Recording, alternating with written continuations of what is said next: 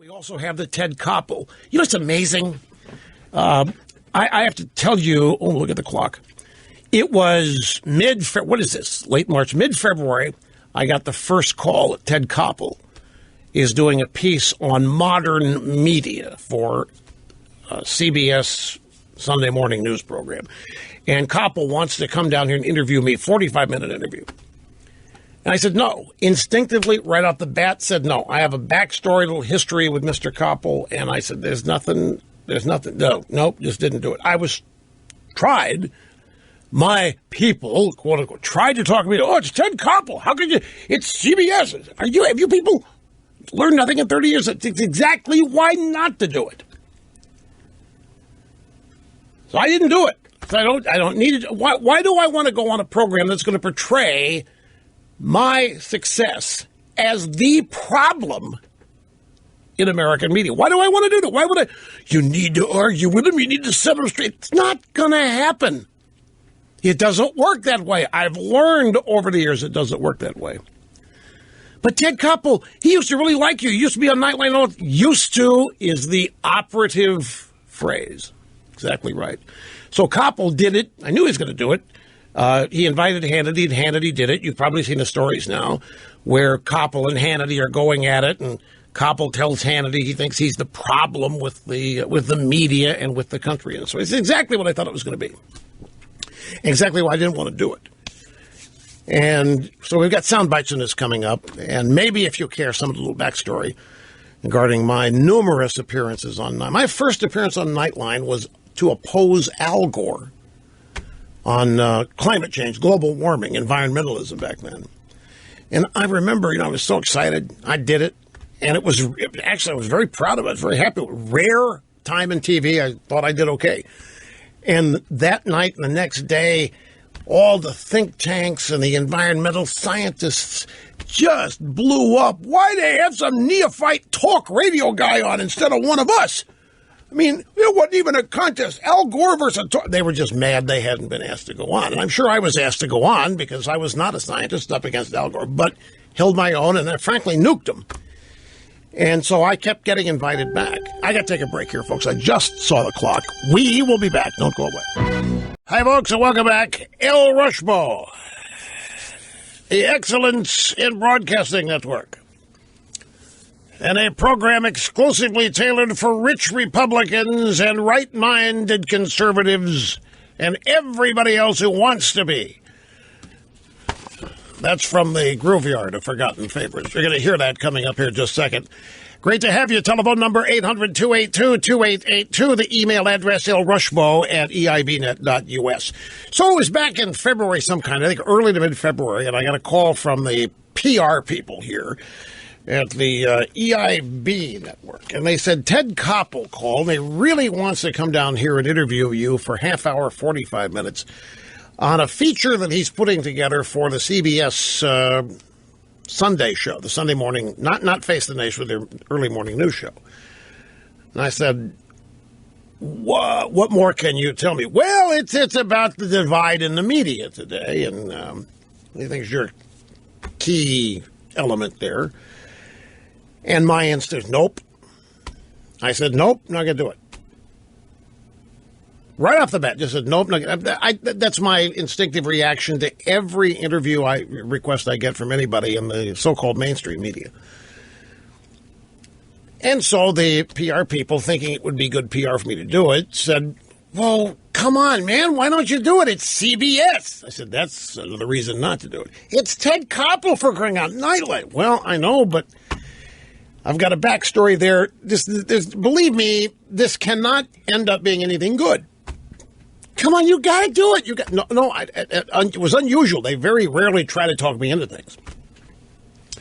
So what I think happened was, I think either Koppel personally called him or somebody high-ranking in the producer network at CBS and made a personal appeal.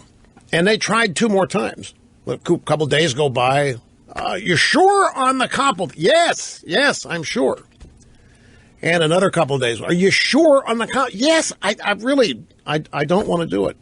You haven't been thinking about it at all? Only that I'm glad I said I'm not going to do it. You haven't been thinking about doing it. You haven't even gotten close. Maybe you can't. Nope. Every day goes by. I'm glad that I followed my instincts on this. So they said, okay.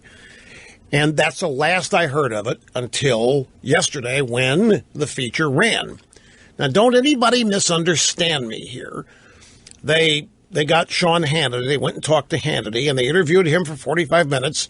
And I don't mean to sound like anything here. I'm just telling you what happened is easily predictable. They interviewed Sean for 45 minutes, and they used 2 minutes of it. And now Sean's demanding that they play the whole tape. The premise of the program was not the divide. That's another thing I've learned. The producers never tell you the truth about what the show's about. They get close. Well, I shouldn't say never. I mean, some of them do. I don't want to paint with a big, broad Abraham Lincoln-style brush here. But for the most part, it's deception. For us, I'm sure they don't deceive Hillary Clinton or Podesta when they call and want him on. But with us, it's always degrees of deception or whatever, because they're not dumb. I mean, they know our instincts are not to do this. Now, some will do anything to be on TV and get a Fox News gig, so there's some people who do anything no matter what. Usually the younger they are and the newer in the business, the more agreeable they are to this kind of stuff. But, of course, I myself, El Rushmo, been around the block. So it wasn't about the divide in the media. What it was how conservative media is bad for America. Conservative media has destroyed the news. Conservative media is the reason that people don't trust the media anymore. And the theory is, and folks, this is key to understanding these people. Ted Koppel, and I think you'll hear it in one of the sound bites we have coming, Koppel told Hannity that the reason we are the problem is that we have made our audiences, as in you, far more responsive to ideology than facts. Now, what does that mean? It means that you listen here, not because what I'm going to tell you is the truth or not. You listen here because you're conservative and I'm conservative, and that's odd. To them, conservatism is odd. To them, liberalism is not an ideology. This is fundamental. You may think, of course it is. Not to them, folks. Liberalism is just the way things are. Liberalism is au naturel. Liberalism just is. It's like the air, just is. Conservatism is the odd, kooky, weird, offset thing. And therefore, you in this audience and other Fox News, you're not watching for facts. You wouldn't know facts if you saw them. You wouldn't know facts if you heard them. You're listening, watching, because you want to hear conservatism preached to you. And Koppel says that this has been a giant setback for what they do in the mainstream media, which is tell you the truth, which is give you the facts. And the real problem, therefore, is now ideology is more important than facts. And since the drive-by media does facts, they are in a world of hurt. And therefore, we are bad for America. And I'm telling you, they believe that. Liberals do not think specifically that what they believe is an ideology. In other words, they don't think that it's an intellectual pursuit that takes education and knowledge to understand it and explain. It's just what you're born thinking, doing, believing. And if you have it, you're natural. If you don't, and you're a conservative, then you need to be in a zoo. Because you're a wild animal and you pose great threats to everybody else. And they are beside them. What this piece is really all about is a piece that's been done over and over again. They lost their monopoly starting in 1988 with this program, and then what built on it in all the subsequent years. They've lost their monopoly. They can't explain it other than to say, you have been duped. Just like every election they lose, it's not because of them. It isn't because of their policies. It's not because of the damage that they cause. It's because you're a mind-numbed robot who have been tricked, lied to, persuaded, or otherwise encouraged to abandon what's good for you. What it really means is that they just don't know how to compete. And they are now competing, and they have even abandoned their pretense of doing the news and being objective. So let's go to the audio sound bites, and you'll see what I'm talking about. Now, in this piece, and I didn't see it, by the way. I didn't know it was on until it was over. I didn't know about it till last night when Cookie sent me an email about it with a preview of some of the sound bites that are coming up here. And she said, Rush, they did it again. They blame all this on you. You weren't there, but you were the focus. You're the guy that started all this. It's your fault. So, Koppel talks to Norman Ornstein, the American Enterprise. I think it's AEI. Is that where he is? And he's way out there. He's just another far left liberal that has no understanding of patience for, tolerance for conservatism. And he talked to Dean Baquet, the editor of the New York Times, and Hannity. And we pick up a segment of the segment itself with this bite. They live in two separate worlds, and they don't understand Trump's. Rush Limbaugh had a lot to do with creating those two separate worlds, but he couldn't have done it until 1987, when the Federal Communications Commission did away with the so-called Fairness Doctrine. The Fairness Doctrine basically said that people on radio and television, if they presented one political point of view, had to balance it with the opposite political point of view. Welcome to the Rush Limbaugh program, a program exclusively designed for rich conservatives and right-minded Republicans and those who want to be either or both. Free of the Fairness Doctrine, Rush Limbaugh and conservative talk radio exploded into a political force of nature.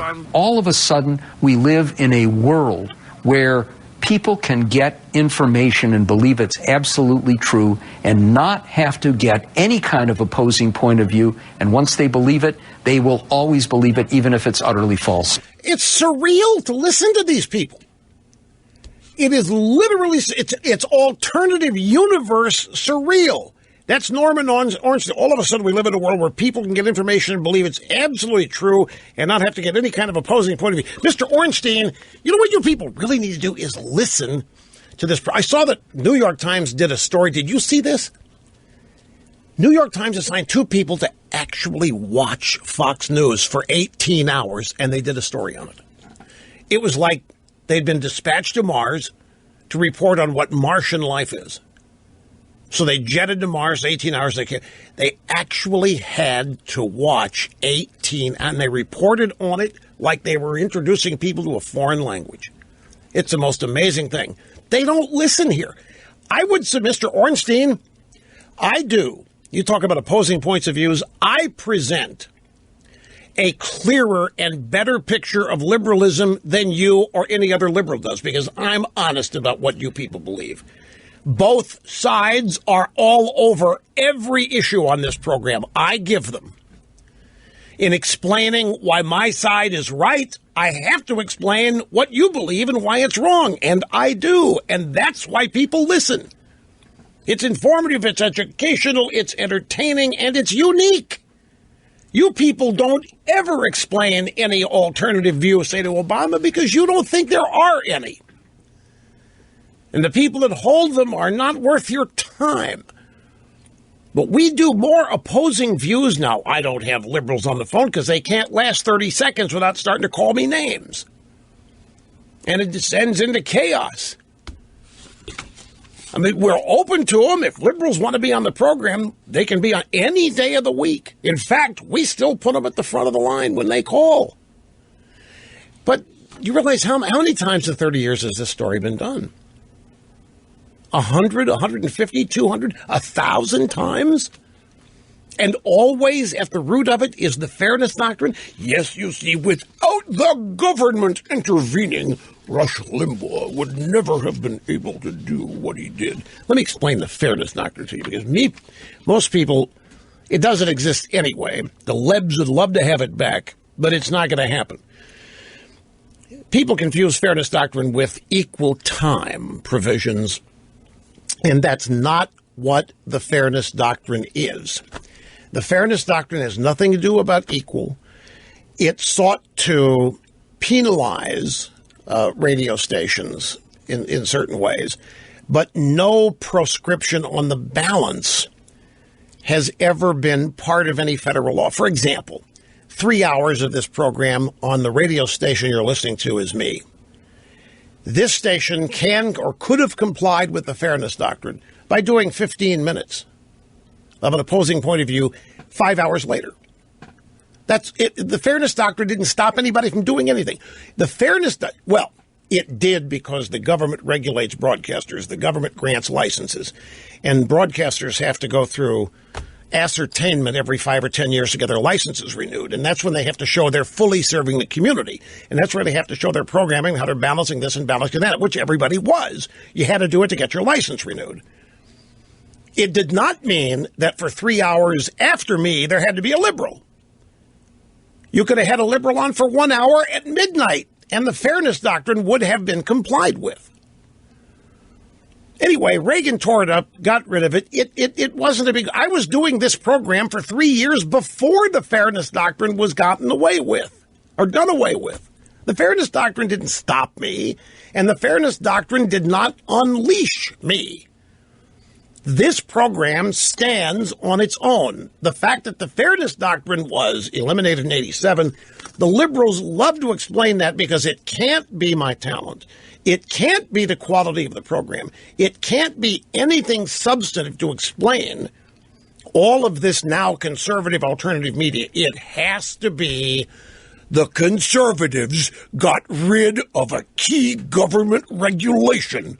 Sir, we are eliminating the Fairness Doctrine so as to spawn a new conservative... That's not how it happened. The Fairness Doctrine is one of the greatest false gods, if you will, straw men that you have ever seen constructed. As I say, I was doing this exact program for 3 years in Sacramento, California. And, in fact, only one time in those 3 years was equal time demanded. And you know how we did it? It was some preacher who got mad at something I said, who wanted to tell the virtues of life in Senegal, in Africa, as a retort to something I had said. The guy was a professional harasser of radio stations. So the management came to me, we've got Dr. So-and-so, and he said, well, I said, bring him in. Bring him on. If he's complaining, we'll get an interview him for a half hour. You will? Hell yes. We'll promote it for a week. We'll own the town. Bring the guy in. So we brought the guy in, and he shows up in full Senegal dress. Looked like Obama, in fact, in some previous pictures of Obama in Kenya. The guy shows up, and he starts talking about what he likes about Senegal as opposed to Atlanta, and whatever else his point was. And I interviewed him, and he walked out of there. It was 30 minutes, satisfied. He got to be on the radio, and he got to run around, tell everybody that he stood up to Rush Limbaugh. And that was it. It was not the Fairness Doctrine that demanded that, by the way. It was the management of the station coming to me. This guy's a professional harasser, and they were afraid I was going to not want that. I said, bring him in. It did not lead to other people wanting the same opportunity. Anyway, all of this is a straw dog. They're upset that they lost their monopoly. They haven't gotten over it for 30 years. I'll tell you one thing I now realize. I thought, ladies and gentlemen, we're the 30th anniversary coming up August 1st. And I figure I have 20 more years doing this. So I figured at some point in the next 20 years, I would be given a lifetime award by a National Broadcasting Concern or a Hall of Fame. You know, like Howard Cosell got his. But I now know that's not happening. I don't think I will ever be awarded for anything. I'm being facetious here. I never have thought. I was surprised I've been admitted into 2 Hall of Fames, and it had to happen before they realized what they had done. I'm sorry, Halls of Fame, not Hall of Fames. It's like sons-in-law or brothers is not brother-in-laws. Anyway, minor error. I corrected it because I know. But there aren't going to be any of these Lifetime Achievement Awards. There's not going to be any recognition for because the people that are in charge of those awards awards resent the heck out of what's happened here. Ted Koppel is just the latest. Plus, I have a little bit of a history with Mr. Koppel, who I guess I do. I really liked it. It was one of the most unfortunate things in my career that happened. It was a huge disappointment. They'll be back there in just a second. Let me play a couple more sound bites here from Ted Koppel and Hannity before getting into the backstory. This is the sound bite that everybody's heard associated with the story. This is where Hannity and Koppel go back and forth about Koppel blaming Hannity and conservative media for the divide in America. Hannity said, "Do you think we're bad for America?" By the way, reminding you, 1995, Time magazine cover story, a picture of me that was photoshopped. It had a churlish grin. I remember the picture. I posed for it. They monkeyed around with my mouth, made it look churlish, and they drew some smoke coming out of as though I was smoking a cigar, big fat evil cigar. And that it was not a flattering picture. It was dark. It was heavily shadowed. Is Rush Limbaugh bad for America? 1995. So I'm 88, so 7 years I'd been doing it. And the following week, Time magazine's cover story was about Fidel Castro and his marvelous efforts to create an island paradise in Cuba. The Lion in Winter or something. It was just puke-worthy. So Hannity says, you think we're bad for America? You think I'm bad for America? Yeah. You know why? That's sad. You have attracted people who are determined that ideology is more important than facts. So, in Koppel's world, liberalism is nothing but what is. And whatever they say is factual and true, and there's no such thing as bias, and there's no lack of objectivity because it's just what is. It's as natural as air and water, and it's conservatism that is a deviation from the norm. Conservatism is sick. Conservatism is abnormal. Conservatism is what needs to be stamped out. Conservatism is perverted. Conservatism is perverse. Conservatism is dangerous. And therefore, you people listen here not because you learned anything and not because you're given facts and truth. You listen here because all you want to hear is raw conservatism. It's the most short-seen. Ted Koppel is not a dumb guy. But these people on the left have such closed minds. They live in their little cocoons. They are made nervous when anything outside their cocoon tries to get in. They shut it out. They ridicule it. I've never seen a more collectively scared bunch of people when confronted with things that they don't already instinctively believe. Many of them cannot even explain why they believe what they believe. They resort to telling you how they feel, but they can't tell you why they think anything. It's all about feelings. But we have destroyed the media because we have made facts irrelevant. And yet these people are the architects of fake news. The numbers of fake news stories on Donald Trump alone could fill an encyclopedia. Skip soundbite 3. This is the aforementioned soundbite number 4. This was February 4th, 1992. It's my first time on Nightline. My mom and dad were watching. My dad couldn't believe it. I didn't go to college. I had no business being on this TV. He couldn't understand it. He literally couldn't. He came from the Great Depression, came from World War II. If you didn't have a college degree, you weren't going to get meaningful employment. That was such a formative experience. Well, he was proud, don't misunderstand, but he couldn't believe it. Just defied the odds. And my mother told me that when the show was over, he looked at her, flabbergasted, and said, "Millie, where the hell did he learn all that?" And she told me that she said to him, "From you, silly." It was a classic gut-wrenching, heart-rendering moment when she told me the story. And this is just a short little segment of it, but it's February 4th, 1992, and they're discussing climate change, global warming, and Al Gore has just come out as the big proponent. And he'd be running for vice president. along with Clinton. He hadn't been nominated yet. This before all that. And the environment has become his gateway issue. And he was a unquestioned expert on it, even though he wasn't a scientist either. Remember, after this episode, I had so many so-called conservative scientific people just whining and moaning that Koppel had chosen me, and saying Koppel chose me specifically so that the side we believe in would lose. Because all I was a guy on the radio. I wasn't a scientist. I couldn't refute anything Gore said. The bite is this. Koppel says, Rush Limbaugh, and note the question is how they do things. Rush Limbaugh, we've both run into politicians during our careers who know how to fake it on an issue.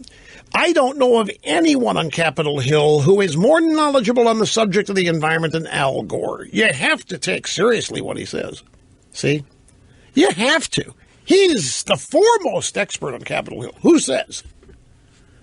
You have to take seriously what he says.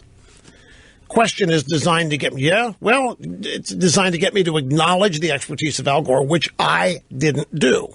The environmental movement, as fueled by the militants who lead it, I think is the new home of socialism. I think it is, they've adopted a constituency here which can't speak, that is trees and rocks and so forth, and can't reject the so-called help and concern that the advocates are giving it. And it gives them a stage from which to constantly launch attacks at capitalism. So I didn't accede to the premise there that Al Gore is the world's foremost authority. But that's not the backstory. Ted Koppel, I never met him. Offered to take him to dinner once. He said, that'd be great if you're ever in Washington, but it never worked out. But he liked having me on. I think it's like a museum piece. And look what we found here. Look what there was at this time in 1992. There was no other media conservative spokesman.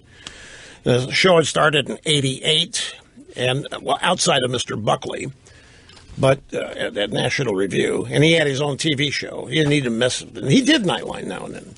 So I was on a bunch of times, and they were live. It was always at 11:30. And one night, I'm watching Nightline. I'm not on it. And Barney Frank is. And Barney Frank quotes me as saying something that I didn't say that was really despicable. I don't remember what it was, but it was really despicable. It was filthy. It was just awful. And Koppel didn't correct it. And I actually got a call from him the next day apologizing, saying that he knew I hadn't said it, that it was somebody else, whoever it was. But the moment had passed and he didn't get a chance to mention it. But he asked me, please do not mention this call on the air. This apology is just from me to you. I said silently to myself, what good does that do me? As far as the Nightline audience is concerned, I said it. They're not going to apologize or retract it or say somebody else said it. So I kind of fumed about it, and some days and weeks went by, and something else happened elsewhere in the media that had me fulminating about how they do things. So I told this story, and I got a call from Mr. Koppel. I asked you not to mention this, and you did. And I am very disappointed. And that was the last I heard from him. So it's been 25 years. Until this February, when they called and wanted me to be on this show that aired yesterday. And I always, by the way, there was not one contentious moment. All those times I was on Nightline, it was always respectful. One of the most fun was a town hall meeting after, I think, the Clintons had been elected. It was a town hall meeting, and everybody was in Iowa except me. I was on the set of my TV studio in New York, and it was Carville and Geneva Overholzer, who was working at Des Moines Register at the time, and there was about 10 of them on that panel. And it was one of these extra special Nightlines, an hour and a half expanded look into some such thing. I forget what it was, but it involved the Clintons and their lying and prevarications and so forth. Oh, and one of the guests was Floyd Abrams, the noted First Amendment lawyer, a guy who made a legal career out of the free speech clause of the First Amendment. And the first thing he said when it was his turn to speak, I really object to Mr. Limbaugh being on this program, a person who would actually suggest that he'd got a Wall Street rumor that Vince Foster's body was buried in a cave in Russia, or whatever that rumor was. And it was fun. The whole show was fun. They were all just reacting to what I had said, because I was the only 10 people, the only one who thought what I thought. And I gave evidence of the Clintons lying. Oh, and I remember pointing out how Hillary had sat there underneath the Pretty in Pink. That's what, the Pretty in Pink press. That's why I call Pretty in Pink press conference and so forth. And Carville got all defensive. Anyway, I was never treated unfairly or any such way on Nightline. It's just that one episode led to ongoing silence. Just because I had notified everybody that Ted Koppel had called and apologized for that Barney Frank slip-up. Anyway, I didn't mean to take so long with that story, but it just reminded me of other adjunctive things. But we're finished now, so we'll take a brief break. We'll come back and resume right after this. All right, one more soundbite about all this Ted Koppel CBS stuff. It's from Brian Kilmeade at Fox and Friends this morning. They're talking about this whole report that Koppel did on Sunday, and it's Ainsley Earhart, Pete Hegseth, and Brian Kilmeade reacting to it. They looked at Rush Limbaugh as the enemy. Rush Limbaugh came out organically, a guy who making $18,000 a year as a salesperson. The country loved him. He became unbelievably successful. That's an American success story. That's right. Well, it just shows you how mainstream media thinks. If they don't agree with your opinions, they're going to sell you as being bad for America. That's right. That's right. So I appreciate that, Brian Kilmeade and the gang there. I just want to give him a shout.